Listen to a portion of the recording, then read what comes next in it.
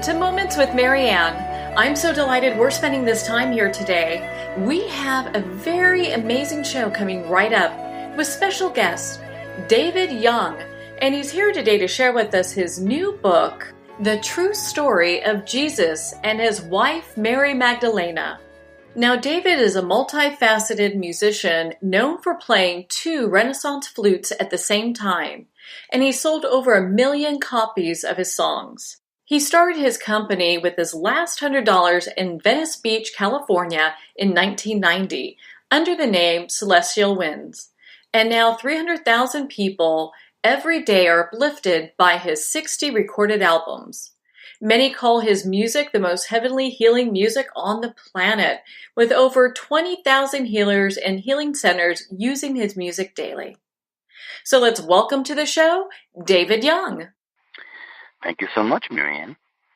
What a pleasure it is to have you here.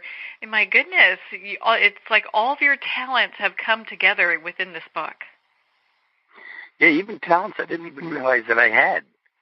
Because I wasn't a painter all my life. You know, I've been a musician all my life. Mm-hmm. And in 2014, I started doing meditation events that incorporated my music and at that point, my 30 years of meditation that I had been studying. And it was really incredible how people started having these experiences with their loved ones at my meditation events. And a lot of these experiences I didn't even know were possible. So it was really an education, just coming to my own events, playing the flute for a half hour and creating a beautiful spiritual sound that really transported people. I played 2 flutes at one time, along with my tracks that have angelic sounds in it from my albums, and people started sharing that their mom or their grandmother or a best friend from childhood who died young appeared to them during the meditation while I was playing the flute. And every single event that I've done since 2014, 5 or 10 or 20 people at the event shared that experience. And it was really mind-blowing for me because in all my years of meditation, I never had an interdimensional experience like that with somebody who wasn't alive anymore. And after about 6 months, about 500 people had shared those experiences. And then something really weird happened.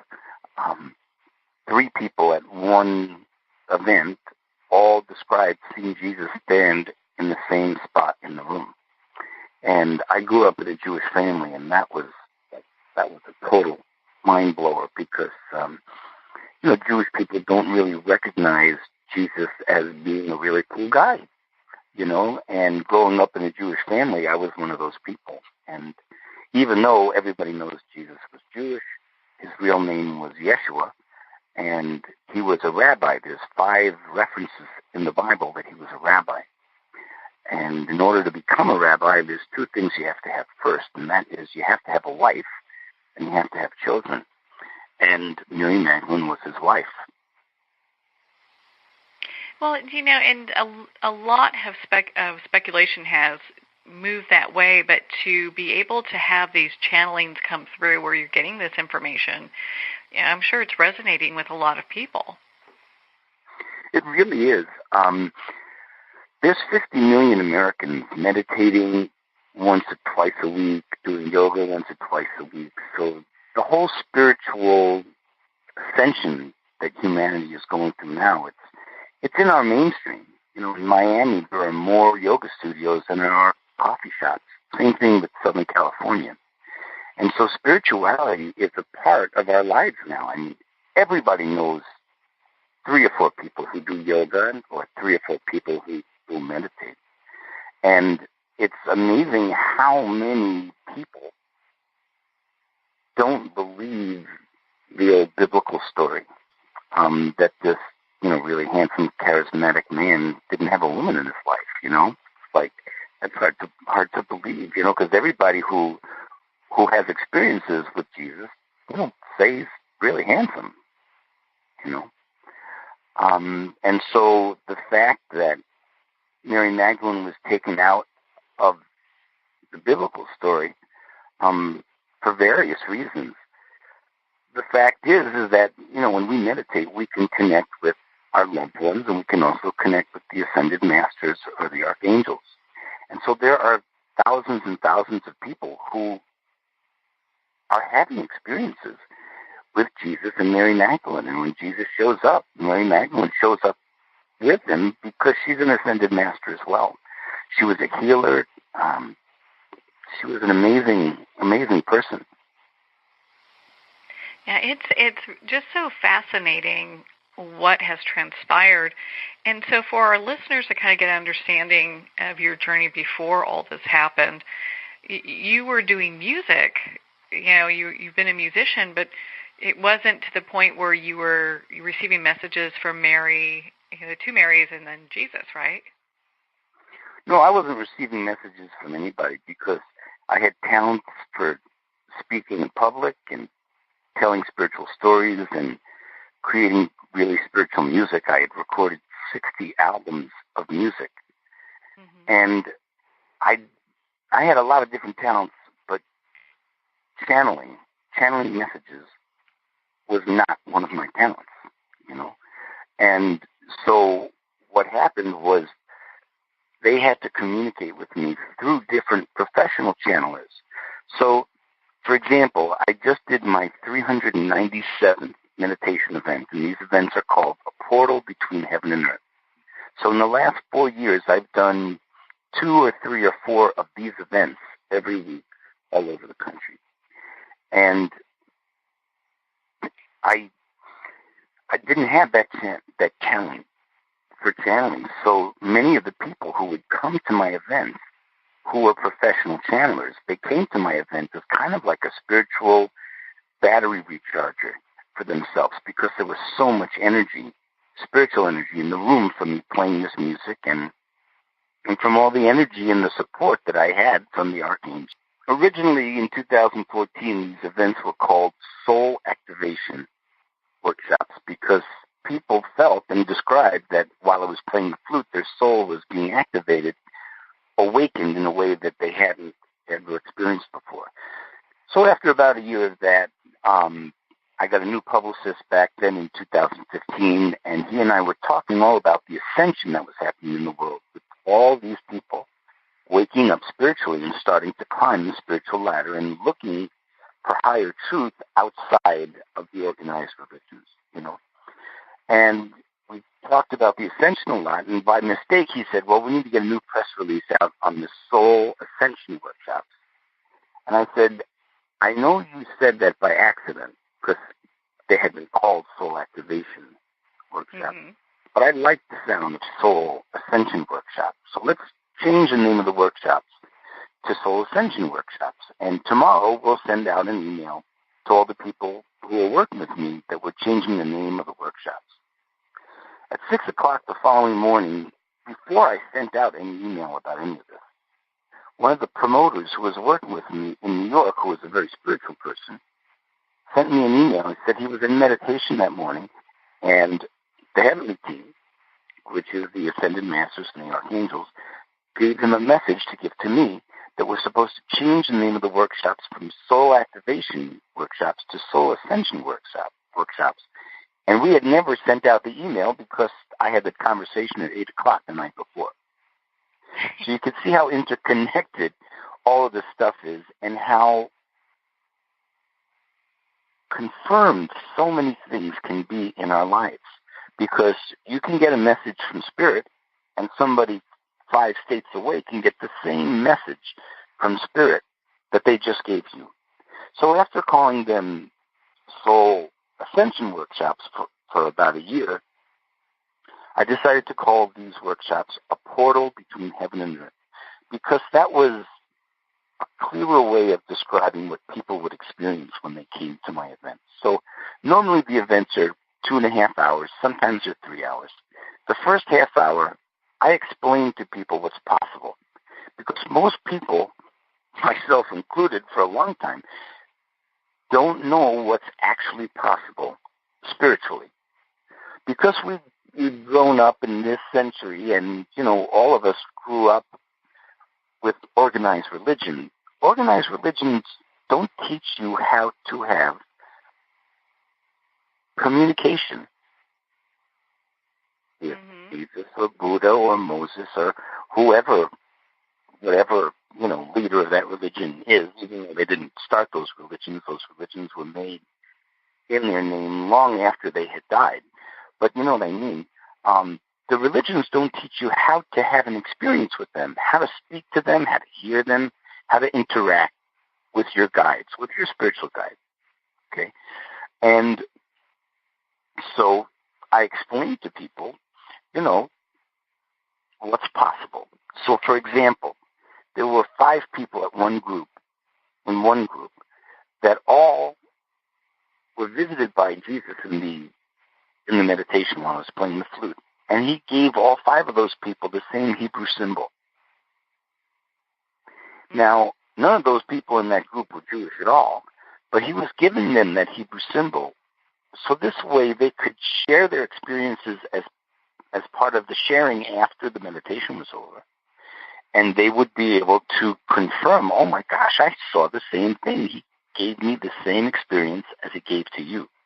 So that kind of validation is such a helpful thing to anybody who's starting to get into spirituality, because there's a natural tendency to wonder if we're imagining these things or if our subconscious mind is making these things up. But when you have other people experience the exact same thing in a group setting, it's really valuable. So then there was another group where this woman in Syracuse, New York, shared, after the meditation was over, there were about 40 people in the room. This woman shared that Martin Luther King showed up to her and told her that he had work for her to do in 2 to 3 days. 40 people in this room heard this woman share this on a Friday night. 2.5 days later, on Monday morning, this woman sent a message to me via Facebook, said, I was called into my boss's office this morning, Monday morning, and my boss put me in charge of the Martin Luther King Fund at my company, and I didn't know there was a Martin Luther King Fund at my company. Oh, wow. So you know what that's called? That is normal. Called, yeah. Those are the things that happen at my events 2 or 3 nights a week, or more. Sometimes I'll do 10 days in a row at different cities. But I've gotten so used to these things that it's like nothing surprises me anymore. And a lot of times people will be visited by more than one of the ascended masters.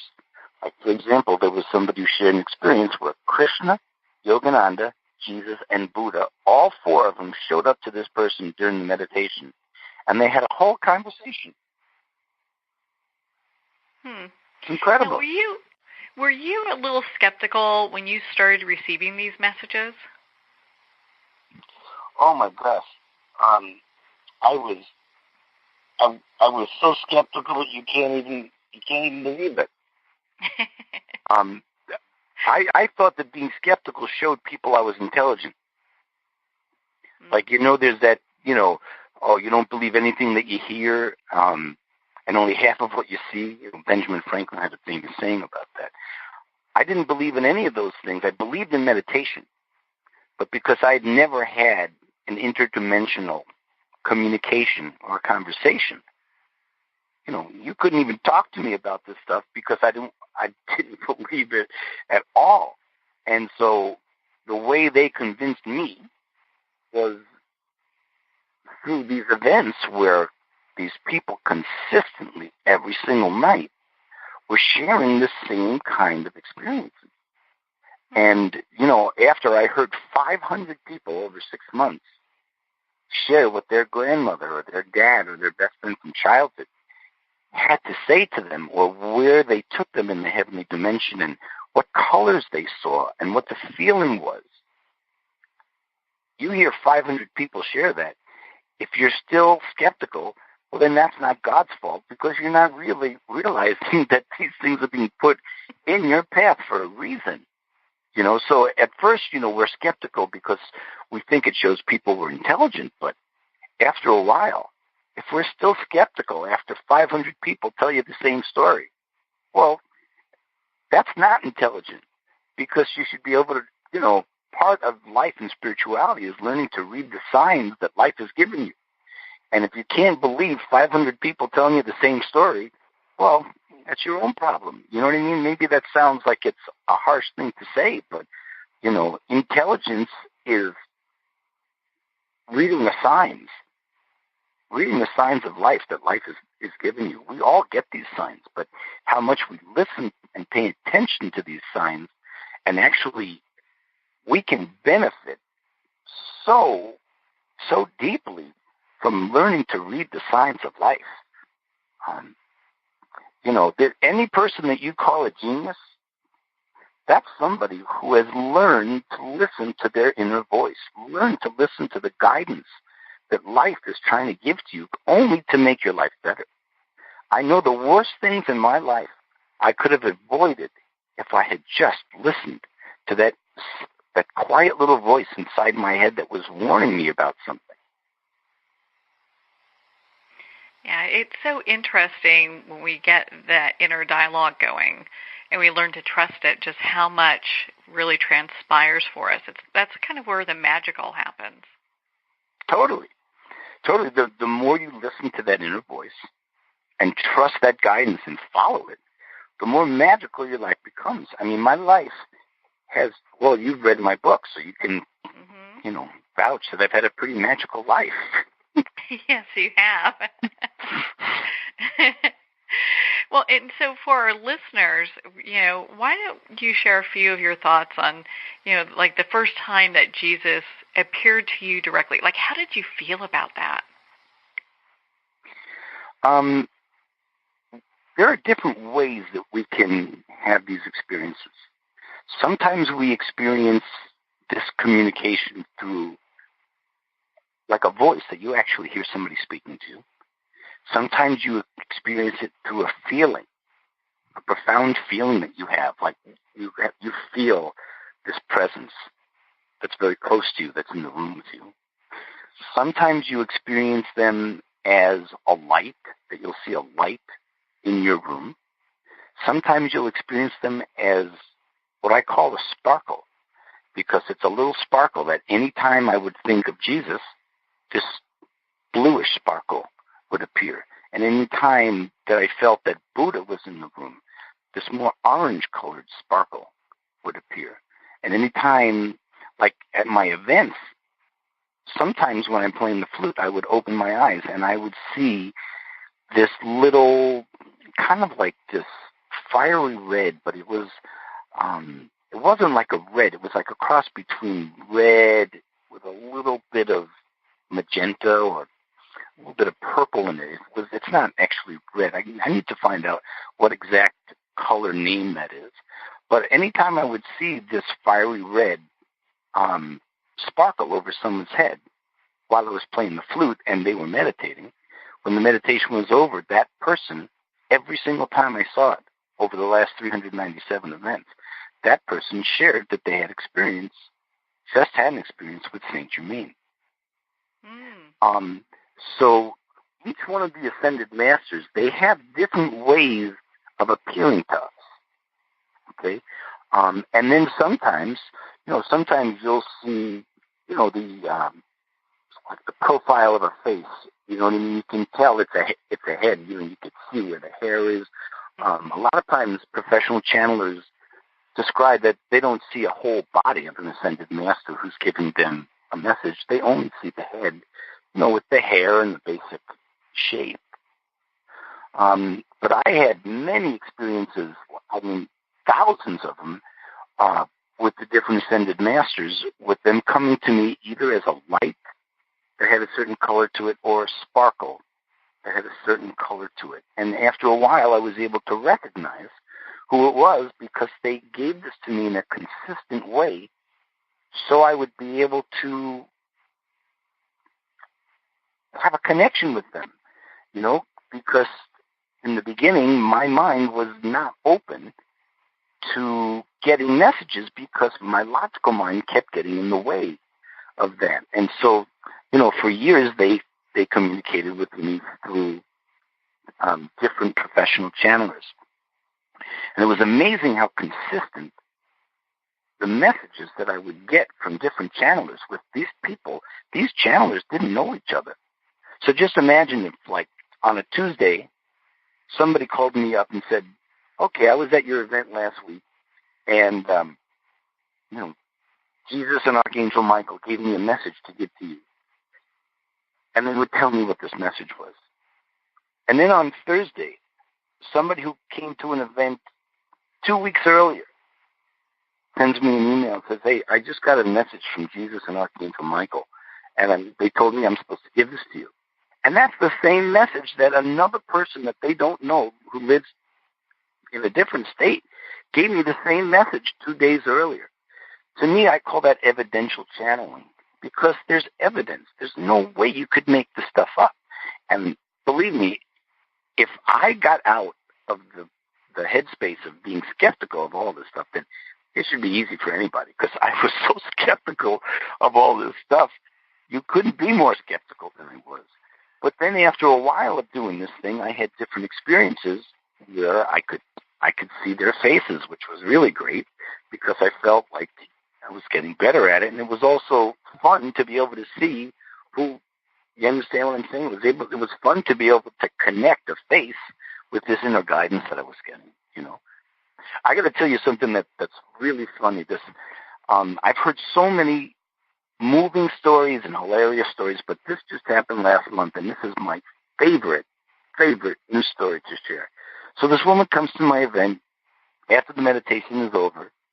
She explains that she gets to the boat because part of the meditation that I do a guided meditation where I lead people from the beach onto this boat where they get to connect with an ascended master or one of their loved ones on this boat. On that note, we're going to pause here for a quick break. We've been speaking with David Young in regards to his new book, The True Story of Jesus and His Wife, Mary Magdalena. You've been listening to Moments with Marianne. We'll be right back after these messages.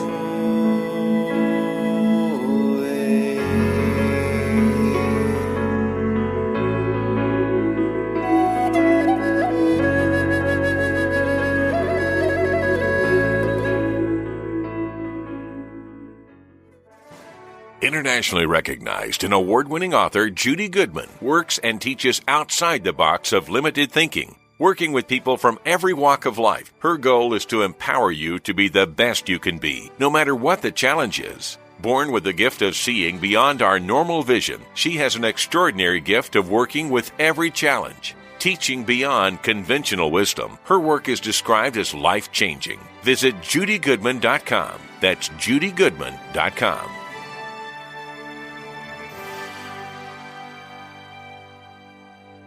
There comes a moment when you realize you're somewhere special, when you discover that each beautiful creature that you see has been rescued from a life of absolute horror and brought to this incredibly free place. Here's where their lives were forever changed and where yours will as well. Discover over 500 tigers, bears, and lions at the brand new visitor center at the Wild Animal Sanctuary just outside Denver. For more information, visit wildanimalsanctuary.org. Discover true freedom at the Wild Animal Sanctuary. Have you ever had the sense that your thoughts might actually be doing something? Ancient secrets of manifesting have been masterfully revealed in the award-winning book Manifesting 123 by Ken Elliott. For the first time, the author's experiences and stories in this book describe exactly how your thoughts can create anything. You've been doing this all your life, but it's never been fully explained for you until now. Visit manifesting123.com for more information today. Manifesting123.com. There are nearly 2 million Americans living with amputation. Many live right here in San Antonio. Becoming an amputee can be scary, frustrating, isolating, but there's no reason to feel alone. The San Antonio Amputee Foundation is here to help support you and guide you toward resources such as home and car modifications and even prosthetic limbs. For more information or to make a donation, visit saamputee.org. We'll help you live a full, active life, one step at a time. San Antonio Amputee Foundation, healing limbs, hearts, and souls.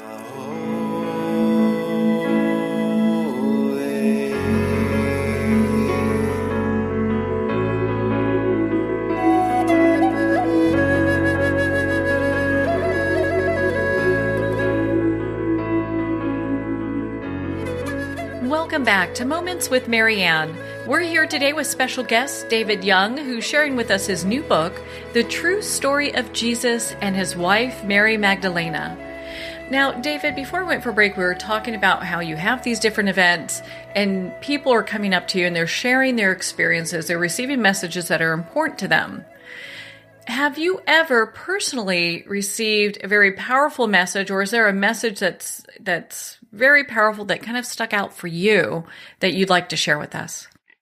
A message that I received or a message that somebody shared at my event? That you have received personally.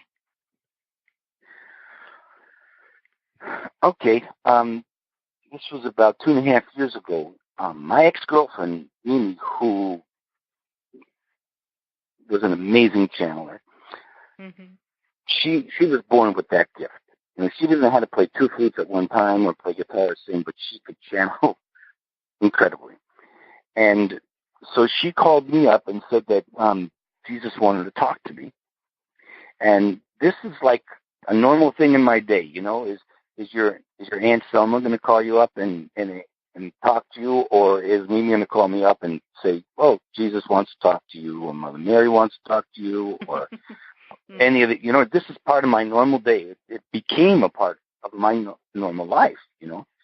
And so she told me that Jesus said that he wanted me to ask God who my soul really is. And then after that, he said, each time somebody talks to you, see the light in their eyes, as if God was talking to you.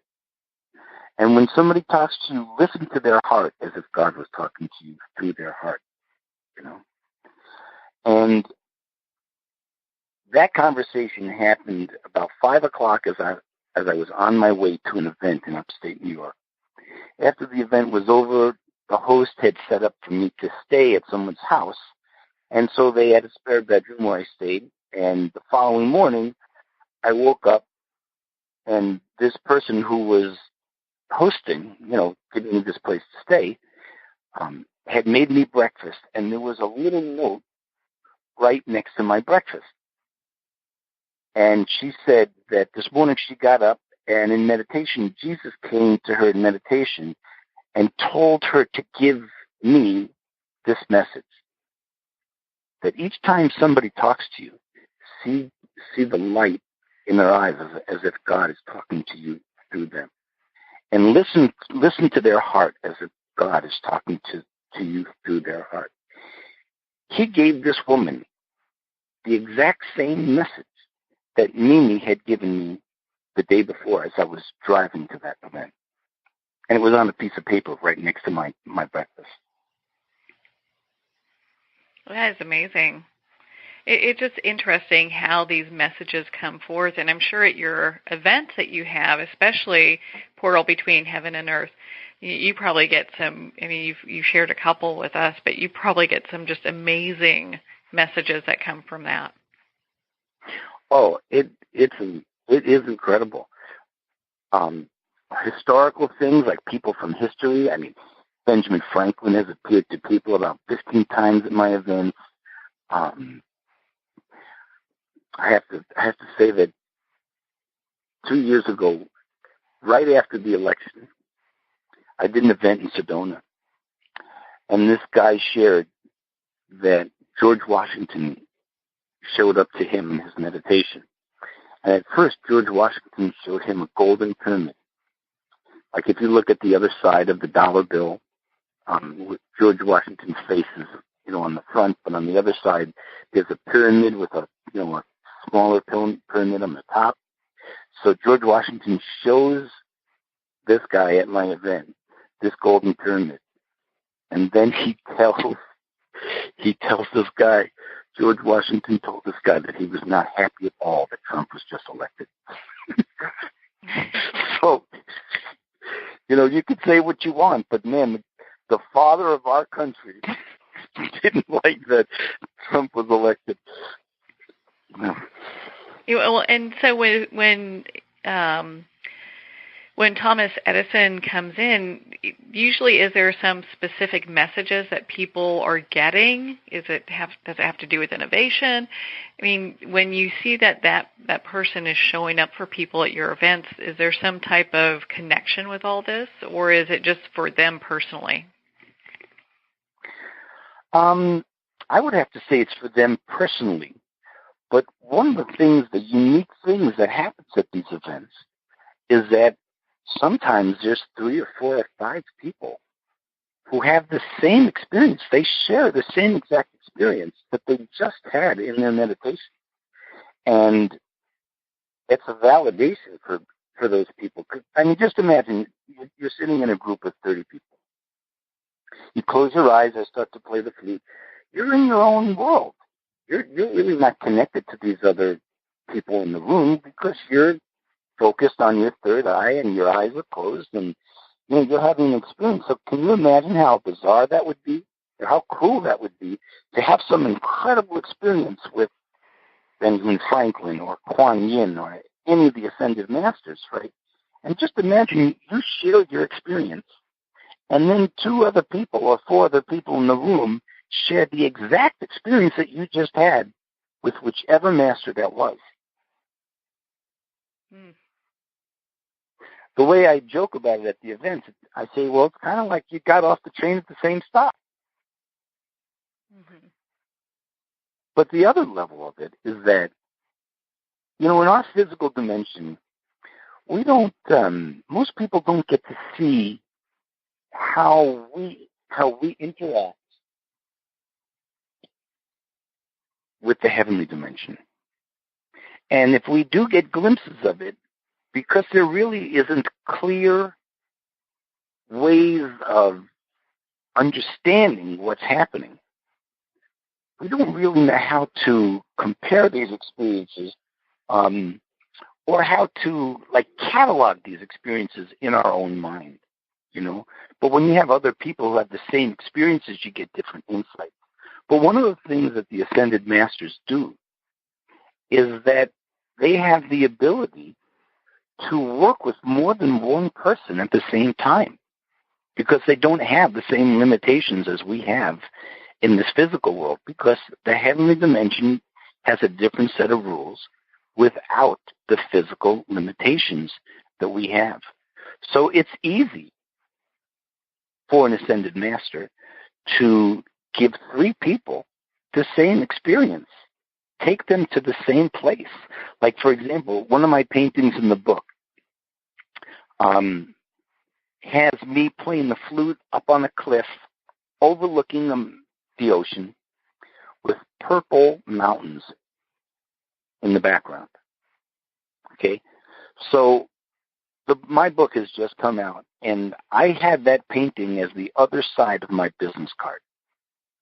So this woman shares this experience at the event. She said that Jesus appeared to her, and he took her to this cliff overlooking the ocean with these purple mountains in the background. So I handed her my business card. I said, well, did it look like this place on my business card? This woman almost had a heart attack because the painting on my business card was the exact place Jesus had just taken her in the meditation. How often do you see purple mountains? You know what I mean? And then when I had it... Yeah. I'm sorry, what were you going to say? No, go ahead. 2 other people shared that same experience. And then when I talked to Jesus through a channeler about that, he said, well, it was easy. It's like when somebody's meditating, it's easy for him or any of the other Ascended Masters to take people any place. So they take people to places that will connect with my paintings or my book or me in some way so people can really see how connected all this stuff is. When did this all start coming together for you for your book? Because you have the art that's a portion of this. There's the channelings that you get. When did this all come together for you? Well, Jesus appeared to those 3 people at that first event. That had to be in 2015. And then after after that experience, the following week at my next event, Jesus, Mother Mary, and Mary Magdalene showed up to people at the event, so people shared their experiences with them. Then the following week, other people had experiences with them, but somebody else had an experience with Buddha. And every week, it was like they were telling another one of their friends up in the heavenly convention, because, they're all friends. When you think about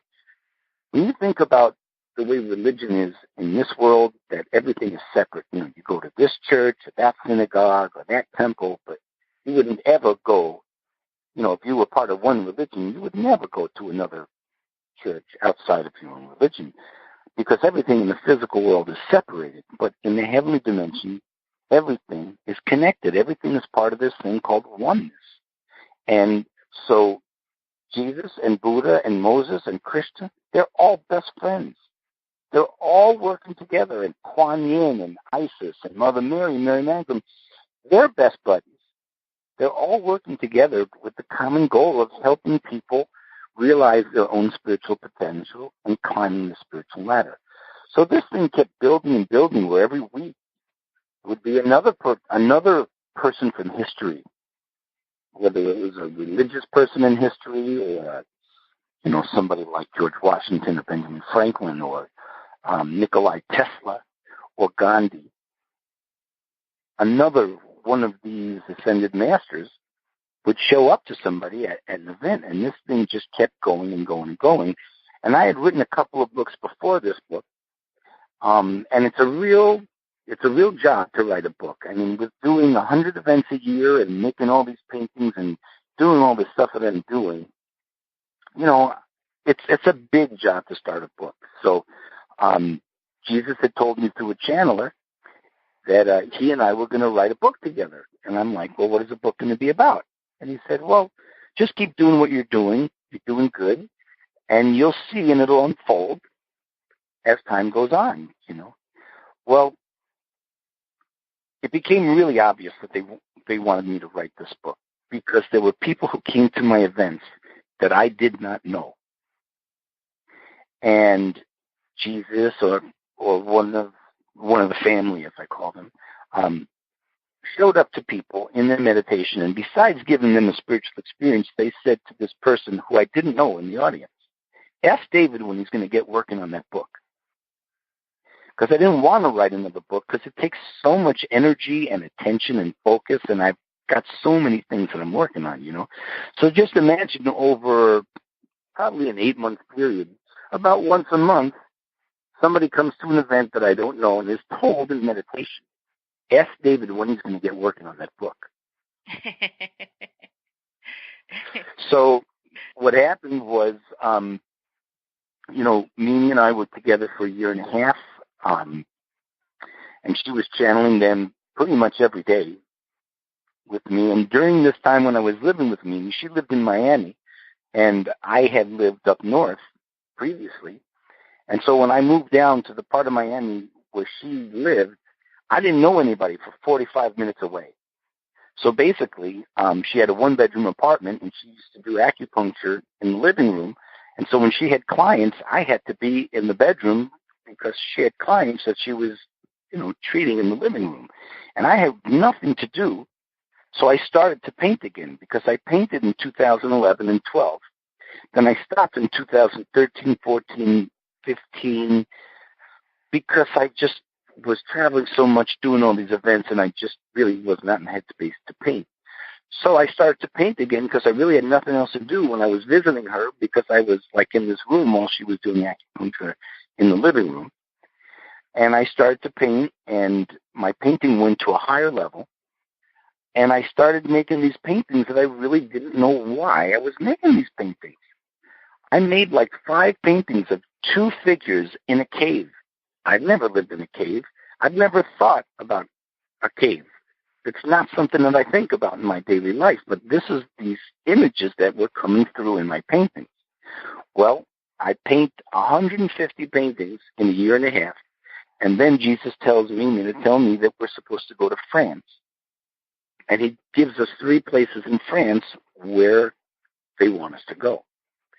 It turns out that in the year 1279, there was a French nobleman who was visited in a dream by Mary Magdalene.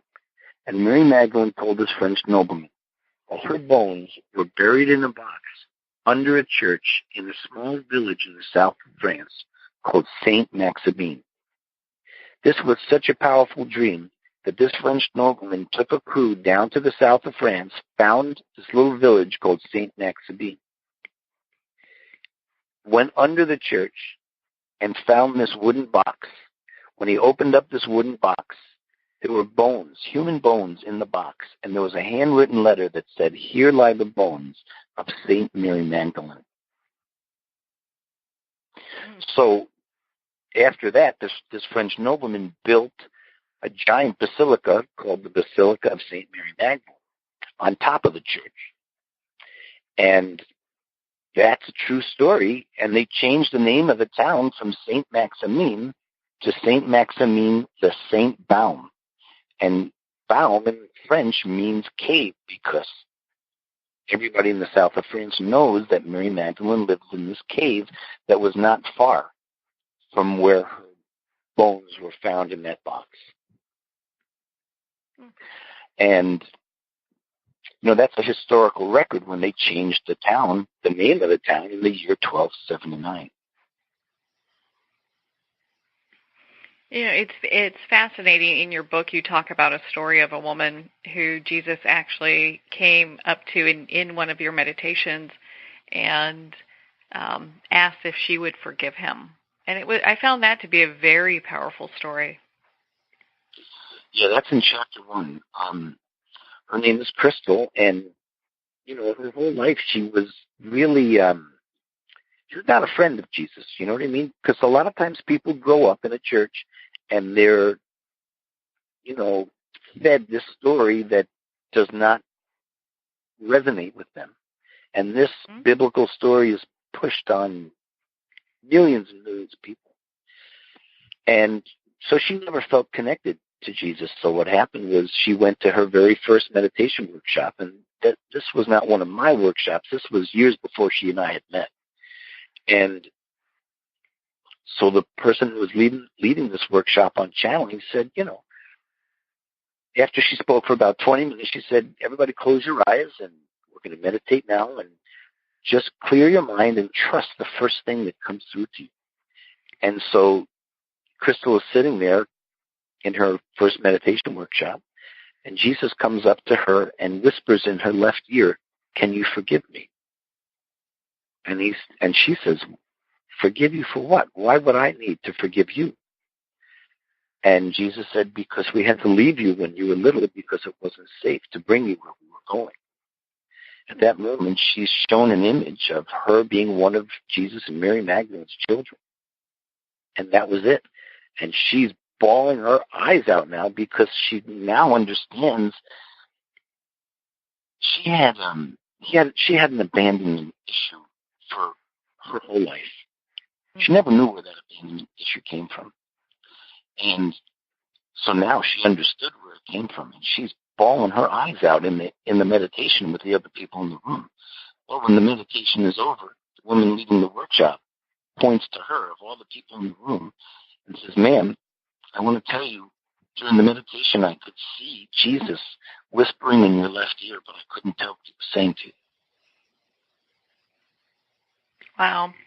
I love that story because it really just shows how powerful these events are and the kind of truth that people get and the healing they get from attending. It's been an education for me, but after doing this almost 400 times in 4 years, you hear consistency in people's experiences. Like the Ascended Masters, they're not all serious. And the Ascended Masters, it's actually better to call them teachers.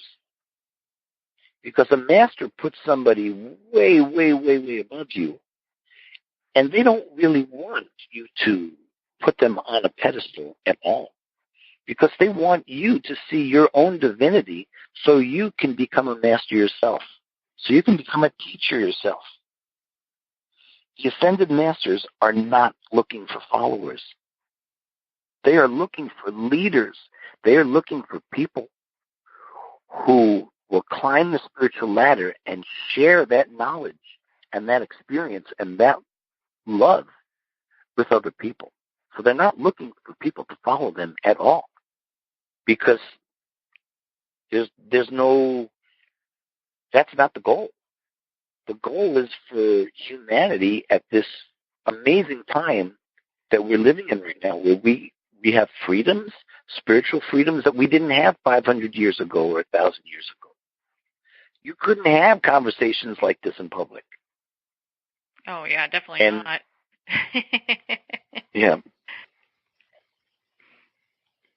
Well, and it's interesting how things have evolved over time that allows us to have these discussions and have this openness so people can really have their own personal experience spiritually. Absolutely. That's what it's all about. It's not reading a book and, memorizing a couple of paragraphs. That doesn't mean you're spiritual. What makes somebody spiritual is when you're actually listening to your intuition, because every ascended master, as part of their training, learned to listen to their intuition and to trust it, even when it's not logical. Because our logical mind only understands what it already knows. But when you go into meditation, you get a completely new insight into a problem that you have or a situation that you have. That's your inner voice. That's your intuition. That's God's biggest gift to us, is the fact that we can receive guidance, whether you call it intuition or whatever word you call it. It doesn't matter what you call it, but the fact is that you get a feeling or guidance that's leading you to do something. And when I have another book that's called Divine Inner Guidance. It's about the incredible things that happen when you listen to your intuition. It's also about the incredible things that happen when you don't listen to your intuition. I could imagine. I could imagine you need to turn right here, and instead you take a left, and, just how that path takes you in different places, Yeah. And sometimes your inner guidance tells you things that are bizarre and are not logical. And one thing that every single channeler, every professional channeler you go to, as part of their training, they learn that there are times that Spirit gives them a message that does not make sense and is not logical. Mm-hmm. And one of my friends is a channeler. He's a Native American elder in Canada. His name is White Eagle. And he was telling me the story that this woman came to him for a reading. She was all upset because she had been happily married for like 30 years and had a great relationship, and a big family problem had happened between her and her husband's sister, so her sister-in-law. Because the mother, her husband's mother, had died, and before she died, her husband's mother gave her wedding ring. And her wedding ring was really cherished. Well, her wedding ring now goes missing. And it's so important to her, and she starts accusing her husband's sister of stealing this wedding ring. Well, this creates a tremendous, tremendous problem in the family. And now it's so bad that she and her husband are thinking about getting divorced. So she goes to White Eagle and says, "Can you help me with this problem? Because this is completely tearing my family apart, and it's serious." So White Eagle closes his eyes and gets this message, and he says, "Ma'am, the message I'm going to give you, I know you're not going to like this message. It's going to sound really bizarre, but this is what Spirit is telling me. Spirit is telling me to ask you if you have a tin coffee can." She says, "Yeah." And he says, "Well, Spirit is telling me that you're supposed to go into your backyard and fill a tin coffee can with dirt from your backyard." And you can imagine this woman is thinking, "Oh my God, I paid for this." Mm-hmm. That's so bizarre. And it wasn't funny. Now we can laugh about it now, right? So she goes home, she gets a coffee can out of her cabinet. She goes into her backyard and picks a random spot in her backyard to put some dirt from her backyard into this coffee can. And while she's filling the coffee can with dirt, the mother's wedding ring is found in the dirt and lands in the coffee can. Gotta love that. Yeah. Can't make that stuff up, right? So Yeah. it's interesting when those, that direction from Spirit comes, just what happens, Yeah, sometimes it's completely not logical. Mm-hmm. Well, But the thing is you got to trust it. Yeah, without a doubt. No, it's okay. I mean, I've got more questions than we have time, because you've got a lot of great information. Your book I found to be so profound. We haven't dived too much into the book because we want our readers to pick up a copy of The True Story of Jesus and His Wife, Mary Magdalena. But we do want to talk, I do want to ask you a question about, your thoughts around religion. What do you think about that? Well, are you talking about one specific religion or just in relation all religions together?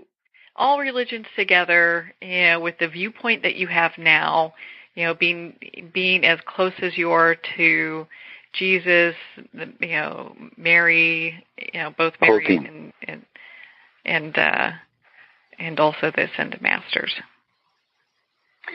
Well,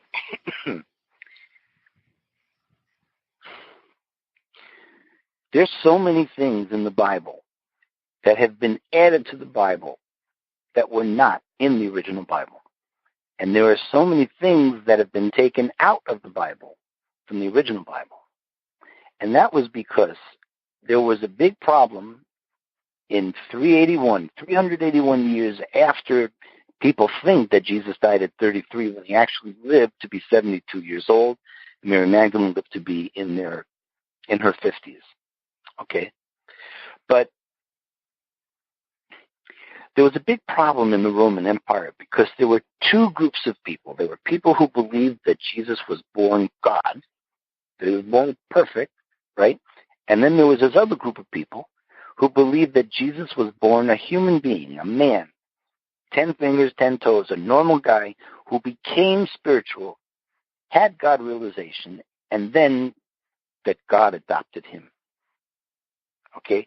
So there were all of these problems back in the Roman Empire about 300 years after people think that he died at 33.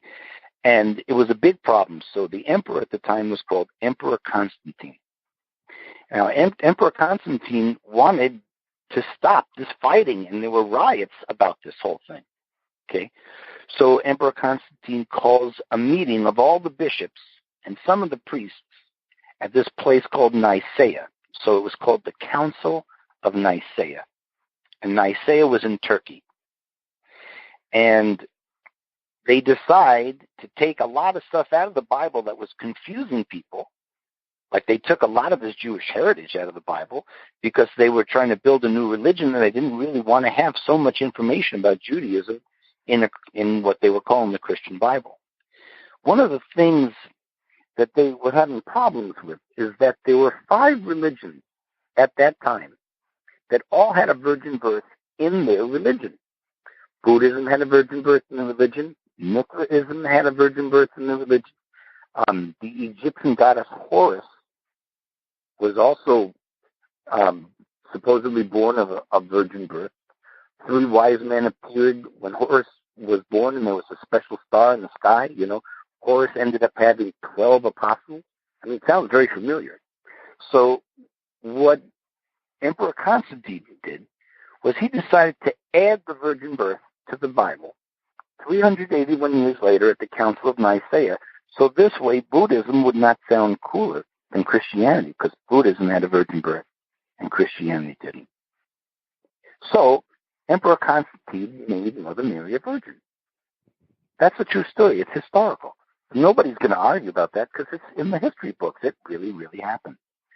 So that's the exact opposite of what Jesus would ever want anybody to think, because he wouldn't want anybody to think that he's more special than you.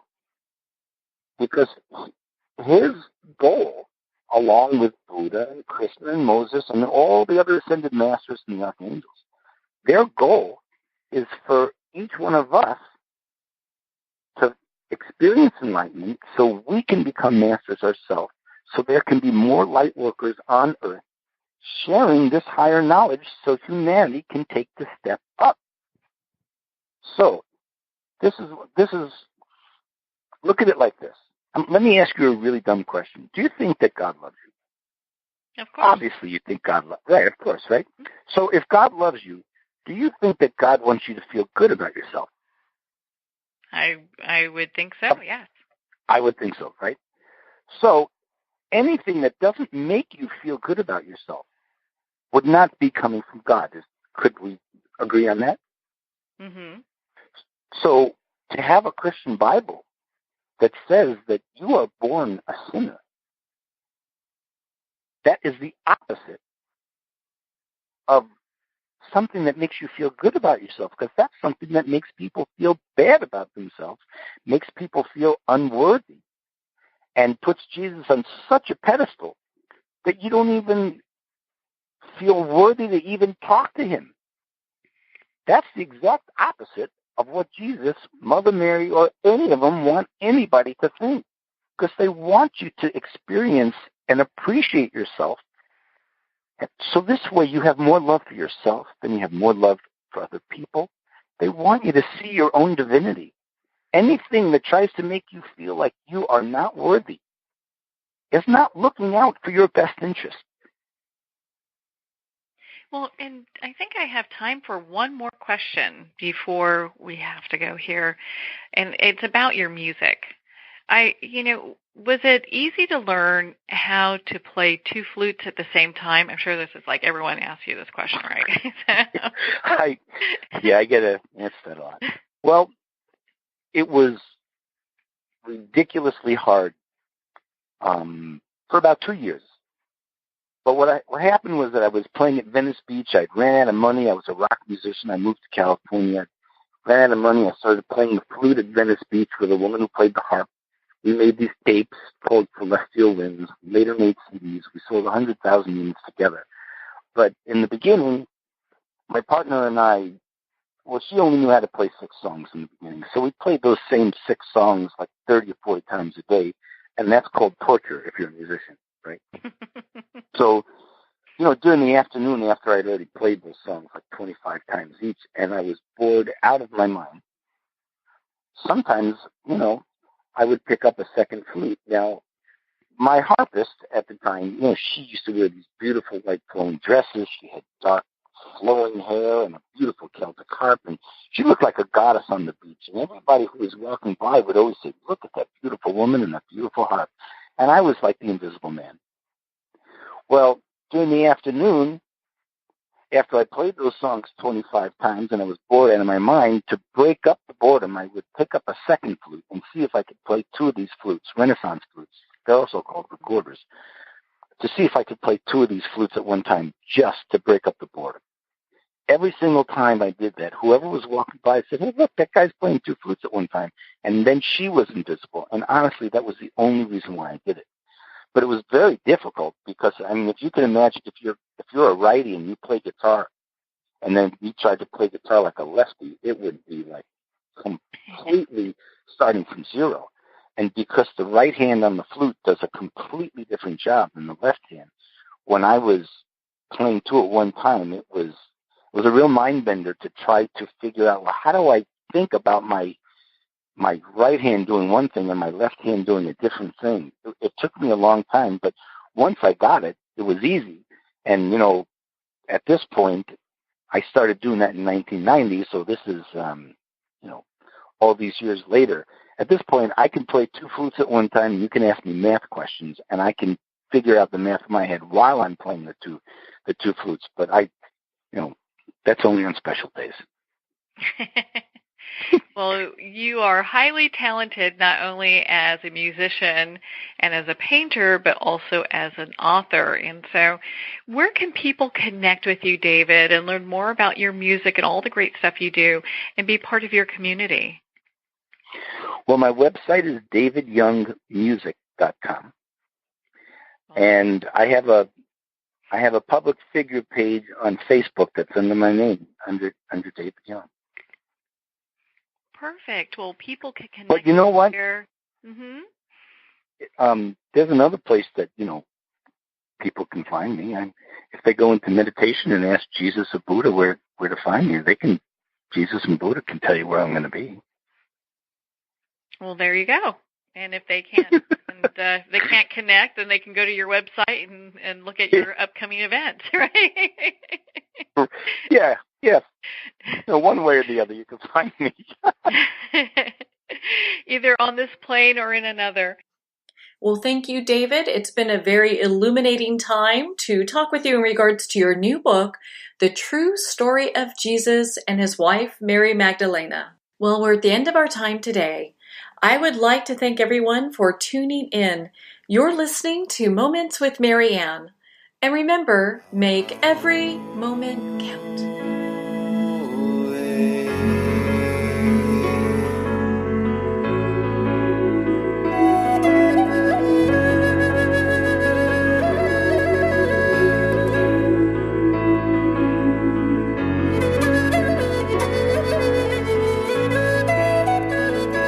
In a single moment, your life can change. Moments with Marianne is a transformative hour that covers an endless array of topics with the best of the best. Her guests are leaders in their fields, ranging from inspirational authors, top industry leaders, and business and spiritual entrepreneurs. Each guest is gifted and a true visionary. A recognized leader in her own work, and while teaching others to develop, refocus, and grow, Marianne will bring the best guest and sometimes a special surprise. Don't miss this. You never know just which moment will change your life forever. Moments with Marianne airs every Sunday, Monday, Thursday, and Friday at 8 p.m. Eastern and 5 p.m. Pacific Time. Make sure to tune in and visit momentswithmarianne.com for more information.